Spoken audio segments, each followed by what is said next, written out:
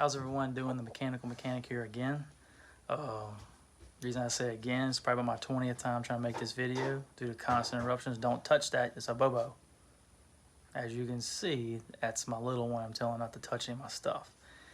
Make this video really short. You watched the last video, this was all painted. I started stripping the paint off with a wire wheel. Coming along pretty nicely. I get some aircraft remover, get the hard to reach places, and really thick painted on paint is just gunking up, you know, when I was using the wire wheel. If you watched the last video, I made the comment about these being faux shocks. They're not real shocks, as you can see, just pieces of pipe with a spring on it. So I'm pretty stoked to find out that has some function.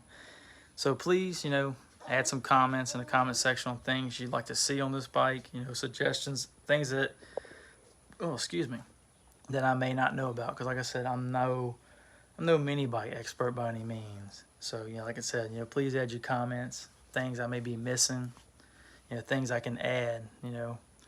I'm always interested in finding out new ideas. And also, please subscribe to my channel, you know.